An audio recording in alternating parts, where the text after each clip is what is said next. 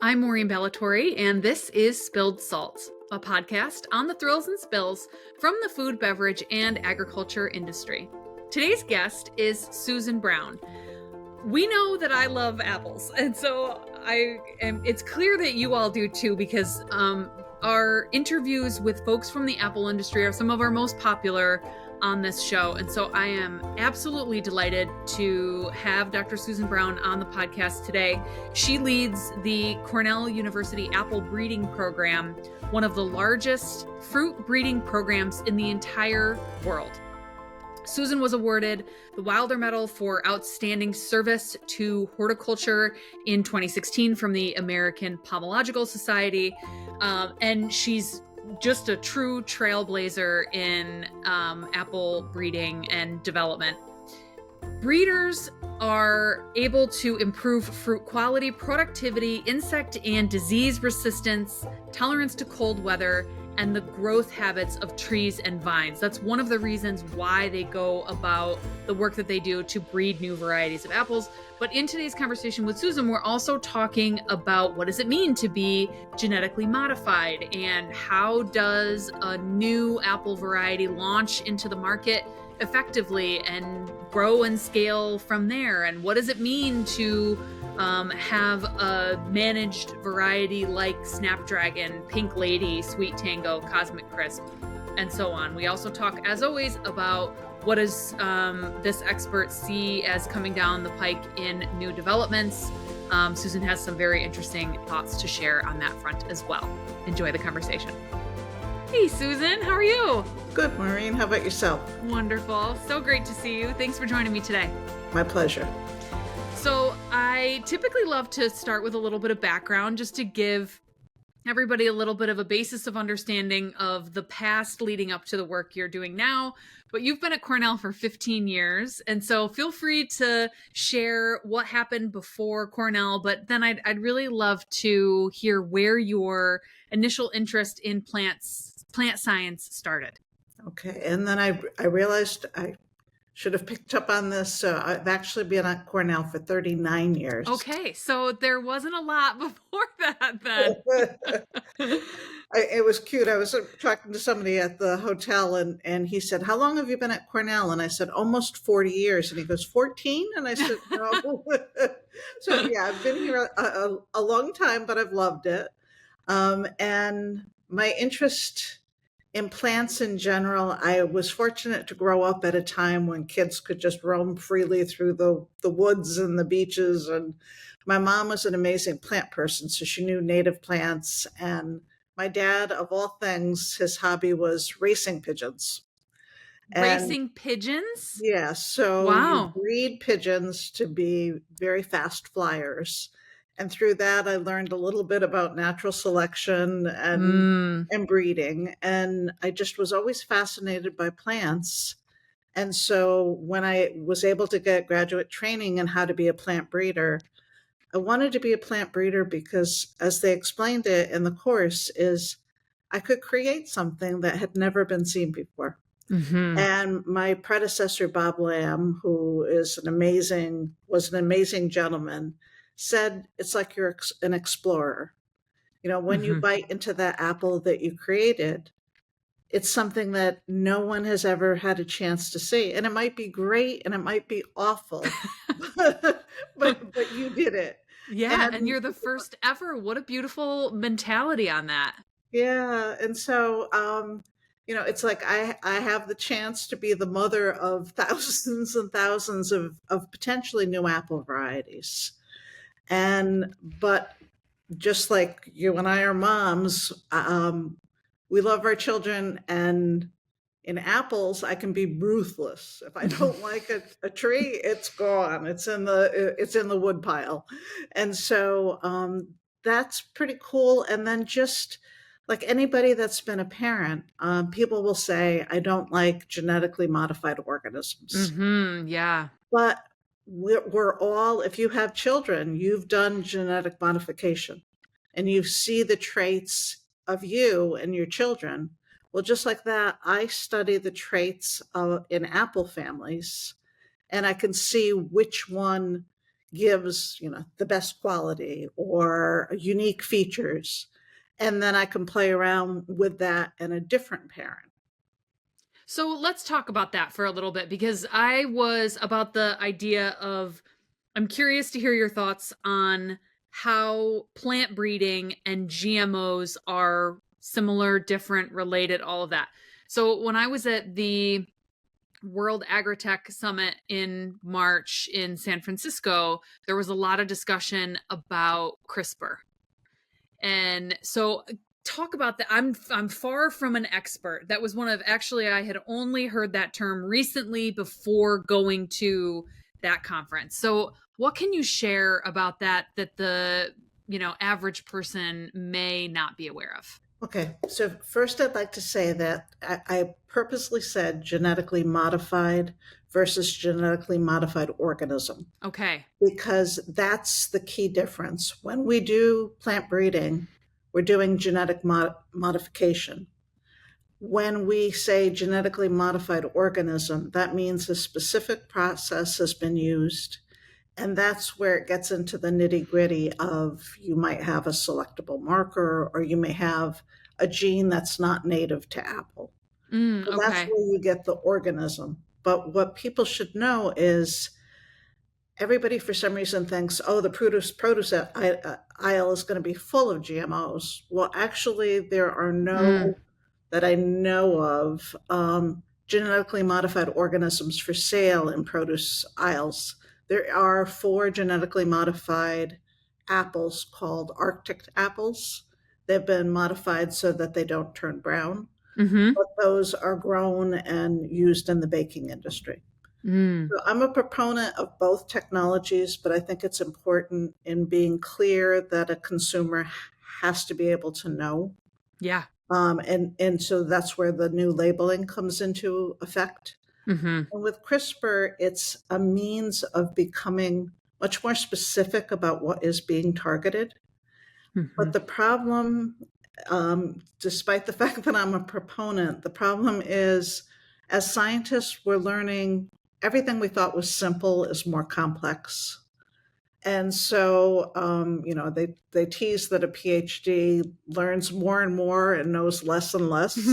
But sometimes you're surprised that you think, okay, I can make this small change, but it may have an effect on other genes. And there's Mm. 54,000 genes in apple. That's Mm-hmm. many Wow. more than are in humans. And so, I think it's powerful technology, and we'll learn from it, but I don't think that you're going to see CRISPR releases in the near future. Understood. So, talk a little bit more about, I was talking to my husband this morning. I said, I've got a podcast interview today. And he said, oh, who are you interviewing? I said, Susan Brown. I said, she's basically the inventor of a number of apples and one of the most notable in the world, I would say. Talk a little bit more about what you're doing when you're breeding apples. And you talked about that a little bit. You're creating apples that have never been consumed before, never existed before. What does that process look like? What are you breeding for? What does a quality apple look like? Some of that kind of Okay, thing. sure. So the process is, during the spring, that short period, we actually are working in the field. So a lot of people think of a scientist and think in the lab, but we're Mm. working on a tree. A tree is designated as a seed parent. So that means it's, in the old terms, we used to use female, male, and now we use seed parent and pollen parent. So that's a seed parent. And we prepare that by taking off the petals and the stamens, and stamens, and anthers are, if you've ever put lilies in a vase on your dining room, those big yellow things that, Yep. hiss all over, those are anthers that produce pollen. So we remove that. And the reason we do that is we don't want bees to come in and Okay. make their own cross. And Right. so I guess I'll step back just a second. A lot of people will try to grow apples from seed. They'll cut an apple open, but they don't realize that those seeds are half the mother plant or the seed parent, and it could represent, of the 10 seeds, two might have different parents than the rest because a bee Oh, brought pollen over. And sure. so Okay. we control the process so that every seed and every flower gets pollen from a specific variety. We don't want bees anywhere nearby. So if that's the goal, why not grow them in a greenhouse or some other sort of controlled environment so that the bees can't get in at all? That's a good question. Money. Mm, Apples are large. We want to do this on a massive scale. We're producing thousands of right. crosses, so nature, creates some difficulties. But in California, they very much do that with peaches. So Floyd Zager Mm, has they can wheel them in and wheel them out, but we work around this. got it. Got it. So what else? So So you've got the seed parent. right. So we put pollen on. So we'll collect apple flowers that are called the balloon stage. They kind of look like popcorn, Hmm. and the flowers haven't opened. We take those and we use a comb or a screen and screen out the pollen, let it dry, and then we apply it to that seed parent. And so now every single fruit that's going to be produced will have seeds that are of those two particular parents. And so so that's the process of exactly what you're doing, which is fascinating. What are you aiming to get out in the long run? Like what are you breeding for? Okay, so we know that apples are nutritious and convenient.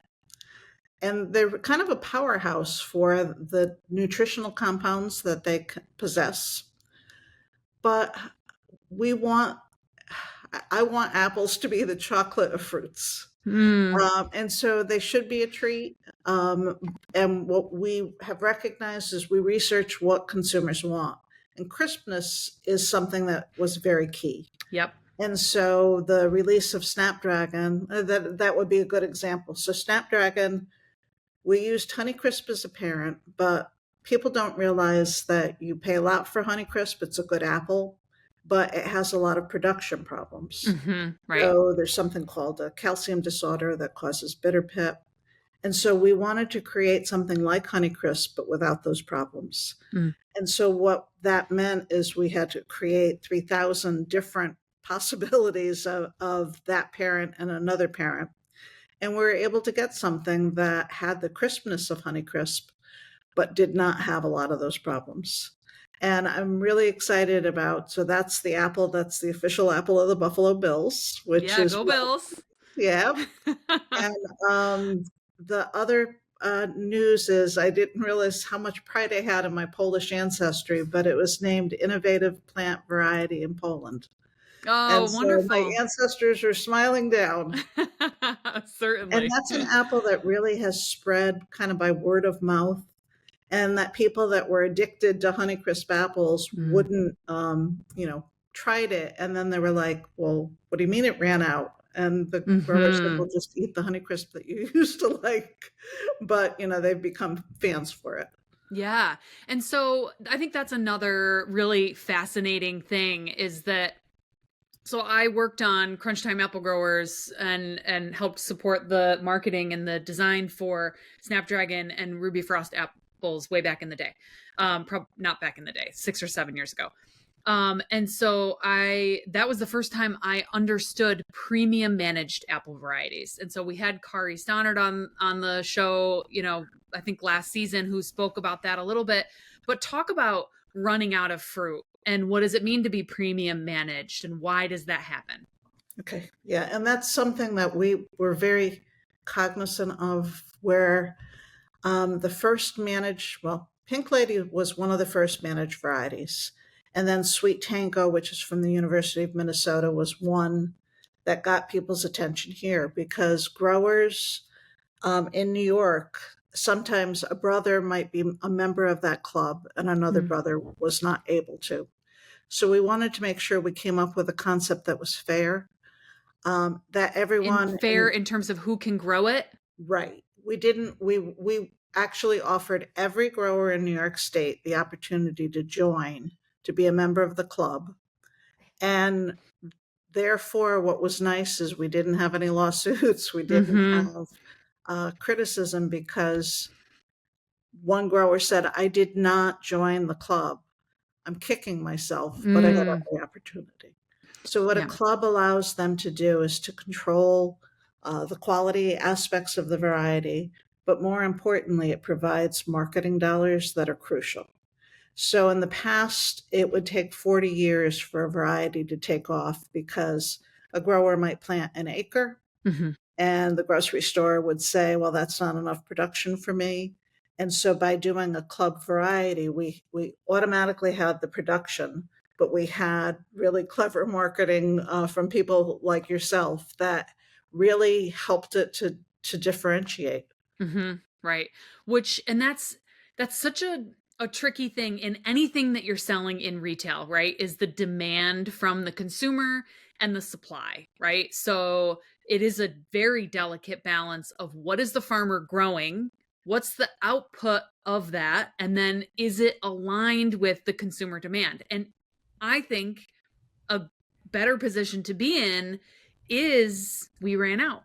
There was so much popularity that all of it's gone, as opposed to the opposite, right? Especially with something like an agricultural product where it exists only for so long, it's got a shelf life, right? So that is such a brilliant program to be able to working both sides of the supply and the demand. What was nice too is we were able to arrange it so we named it and we had trees ready for production at the same time. Mm. And so a lot of times there'll be a huge discussion. Cosmic Crisp was one case. Uh, Cosmic Crisp is from the University of Washington. They've don't. Sorry, Cosmic Crisp is from the University of Washington, and they devoted, I think now it's up to $20 million in marketing. Wow. But they did it at a time when they didn't have a lot of product. So everybody had heard about this Mm. apple and it generated excitement, but that needs to be followed through. Yes, right. And so the point you're making there is yes to that supply and demand, but it can't be so far off, Right. right? Yes, exactly. So, um Snapdragon won Outstanding Cultivar Award from the American Society of Horticultural Science. What sort of significance does that kind of award have for you and for the industry? So the only two varieties at Cornell, and we've released 69, that have won the award were Empire and Jonagold, which had received national and international fame.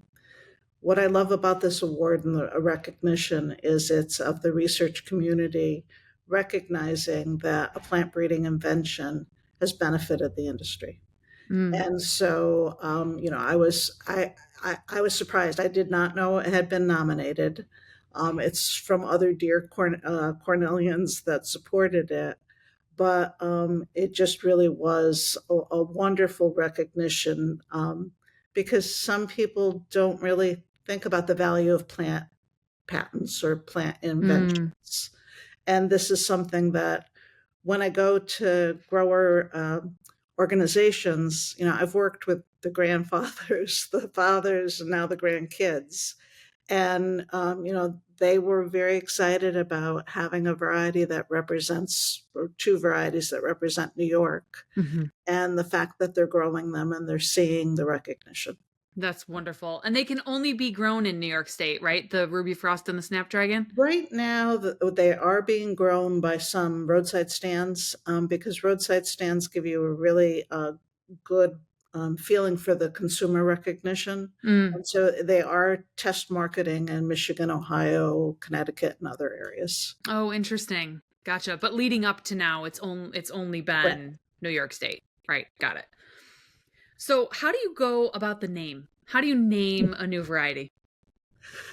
It's been interesting. So if I looked at the history of it, I was speaking to a Webster science class. And in the past, we were naming them after Indian tribes, Hmm. after towns, after counties in New York State. So there's a Webster apple for the town of Webster. And this is where I recognize that I'm a great researcher, but I'm a lousy marketer. So they were giving out names, and when I first saw Snapdragon, I was like, as a horticulturist, that's a flower. Right. Oh, but then the brilliant idea of an S logo and the dragon and the Monster Crunch and with Ruby Frost, imparting the crispness and the snow white flesh, and it was brilliant. I would never come up with it. I mean, we've come up with some names that have, been mixed, but I loved the impact. And John Russell in Wayne County was instrumental of fighting for Snapdragon as a name, and he was absolutely right. So Cornell, in the case of Snapdragon and Ruby Frost, went outside to get those named, whereas in some cases you're pulling from historical references to name something Historical new. references. Sometimes we do suggestions from people, but it's always like Hmm. their kid's name or Right. Yeah. In the case of Jonagold, the breeder combined the two names, so Mm, Jonathan and Golden. So Jonagold is from the two parents' names, but there's got some it. awful names in the history of apples. There's some wonderful ones like Seek No Further, and then one of my least favorite is there's a delicious sport called Adam's apple, and it was Mm, supposed to tie in with Adam and Eve, but just reminds me of a right. lump on your throat. Uh-huh. Yeah. Interesting. Well, it's an important thing, right? Because it has to be there's a lot that a name has to do, especially when it comes to produce, right? That it has to be something that's memorable, that you can seek in the store, that can have an identity that aligns with it. And so I do think that whoever created those identities, not just the names, but the identities across the board with the dragon that is Snapdragon and the S and everything like you mentioned, is such an important component of the big picture. I think of, another one that my family actively seeks out in the produce aisle is the sumo oranges, right? They've got a very unique look. They're known by name. Is Yes, distinctive, exactly. Yeah. right? So it takes money to work with marketers, but it pays in the long run for sure. Well, I couldn't agree more. What are some of the new developments in the Apple industry that are coming down the pike that you're excited about? Okay, so you're going to see in the marketplace red fleshed apples. Red Now, flushed? in 1950, Roger Way had released apples with red flesh, and the thought was that they might be more nutritional. I'm not sure. There's some wonderful marketers of apples that are putting money behind this, but I give red fleshed apples to classes when they come visit, and everybody's always intrigued. But there can be an astringency or acidity associated with it that I think that this will be more of a novelty than a home run. But I've been wrong before, Hmm. so I wasn't sure. Rocket, I don't know if you've ever seen them. They sell them in it looks like a plastic sleeve of tennis balls. Okay. And I was like, oh, they'll never make it in the marketplace. And $8 million later, I was proven wrong. But so we're going to try to develop apples with better nutritional components. Mm. So there are some things called fancy name dihydrochalcones, but they're very beneficial for glucose metabolism and diabetes. And Mm. so we did a big study. This was my PhD student, Ben Gutierrez, who is now the curator of the USDA collection that Mm. keeps an entire collection of rare materials that breeders can use. So, to kind of tie into that, the germplasm repository, a lot of people are like, well, we've lost genetic diversity. Mm. But here at Cornell and at the USDA, they've invested a lot of money to make sure some really rare things are kept. Mhm. And so we want to produce apples that are more nutritious, that brown less. So Ruby Frost is an example of an apple that does not brown when it's been cut. Yep. And we also have some unusual ones. So this is from last year, but it's a full russeted apple. Okay. I, it'll Which be is like a brownish, yellowish, Yeah, so brownish russet color. is just little tan, kind of like pork cells. Yep. Okay. So I think this is distinctive. Mm-hmm. The quality is phenomenal, but a lot of the growers are like, we used to throw those things out. Hmm. So it'll be interesting to see what, consumers, how they react to. We're going to do some sensory panels. Mm-hmm. But we have apples that combine some really unique flavors that people aren't used to. And I think we hope to grab their attention. So for baking, it's going to give you a different profile Mm-hmm. completely.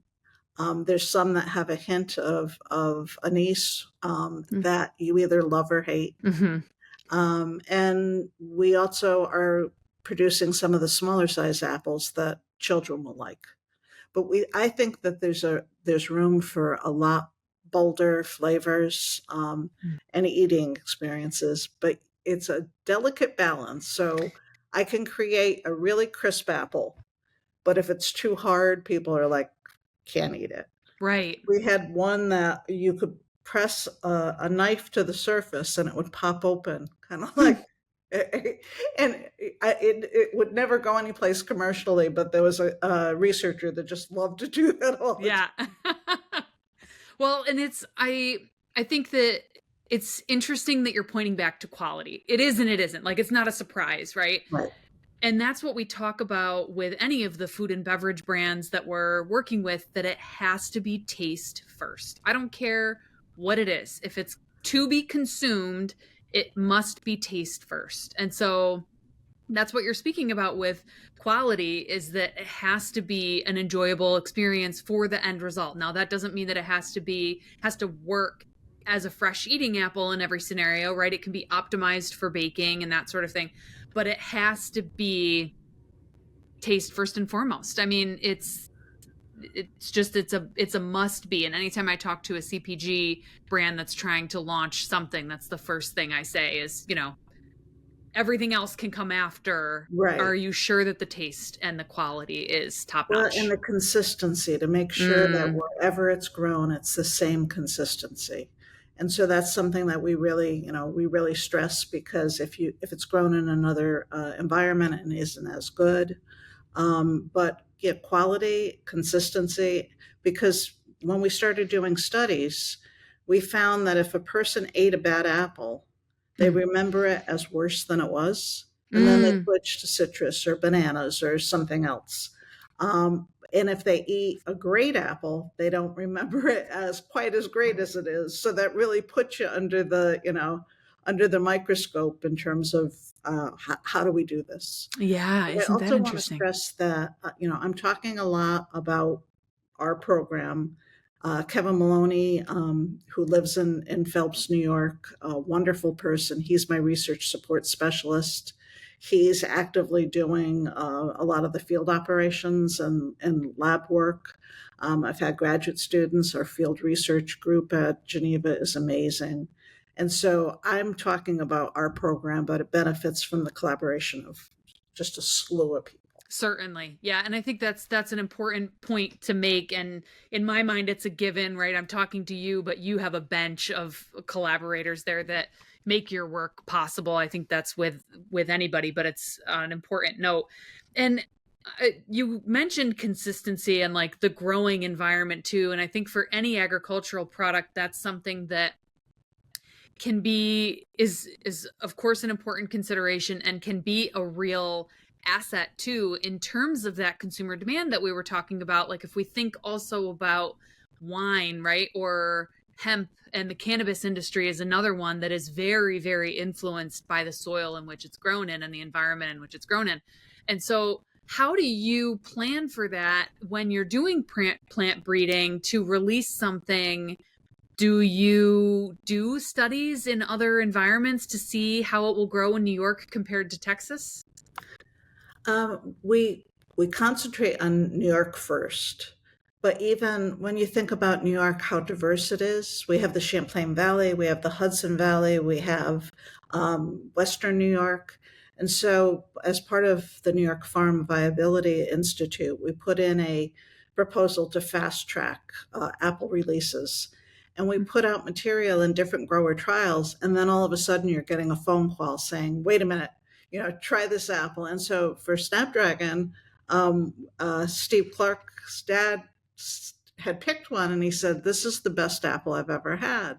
But he couldn't remember which tree he had picked it from. Oh.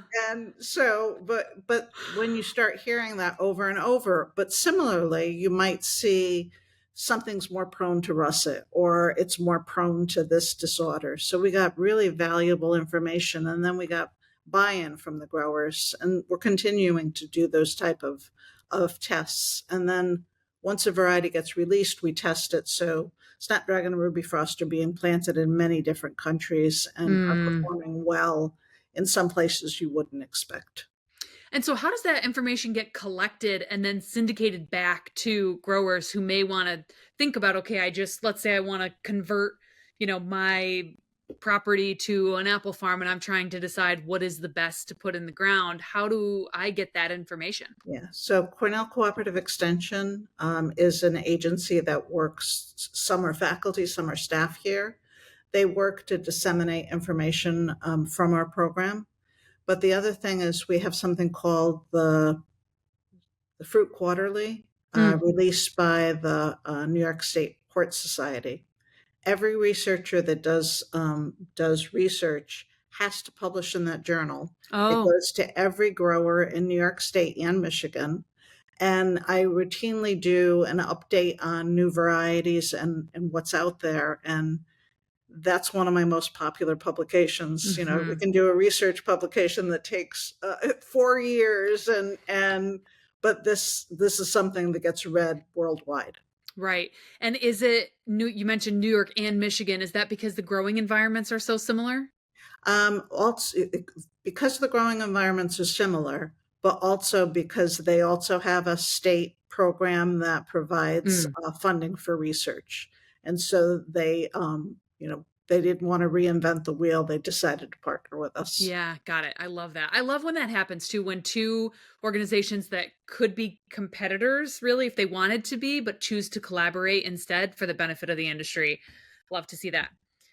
Last question for you. Can you tell me about a high moment and a low moment from your career? What comes to mind? I've had a lot of high moments, which is wonderful. In terms of a low moment, I formed a partnership. I have to be careful what I say. I formed a partnership where I thought we were going to partner with a company and really good things would happen. And when the announcement came out, it was more of a control situation than a win-win. And I had to do damage control. But I learned from it. High moments are probably my students graduating, giving career advice to somebody and finding out that it changed their life. Because, I said, follow your dreams. And I'm blessed. This has been an amazing career, which is why I'm still working after 39 years. But it's been amazing. I think that it's great to hear both sides of that. You're clearly big on collaboration with how much it means to you to be able to have students circle back and say what an impact you made on their lives. There's a book, I believe, by Adam Grant called Give and Take. Have you read that? No, but I will. Highly recommend. It's the philosophy that there are givers who just want to give, and there are takers who seek every opportunity to take and, collect things for themselves. And there are, in some cases, people who are a little bit of both, but generally people are at their core one or the other. And so I always enjoy meeting another giver. I can see that in you. And I think it's also one of the reasons why you're able to thrive in your work, because it takes such a collaborative, thing to work across this ecosystem in agriculture. Well, my favorite quote, and every breeder feels this way. It's there's different quotes, but one is, I've been warmed by fires I did not build, and I've drunk from wells that I did not dig.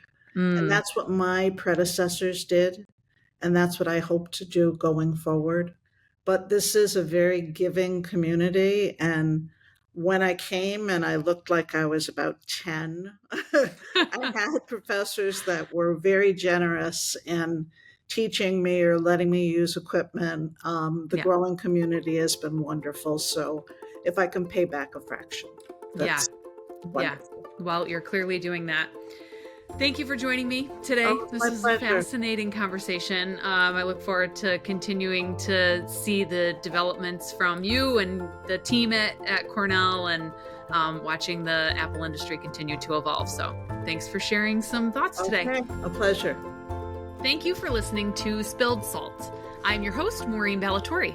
Spilled Salt is an Agency 29 production. Agency 29 is a brand-building firm for food, beverage, and agriculture brands. Learn more at agency29.com. For more information about the podcast, visit spilledsaltpodcast.com. Use that website to send me questions or recommendations for future guests. I always love hearing from you. Spilled Salt is available anywhere you enjoy your podcasts. Please like and subscribe so you never miss an episode.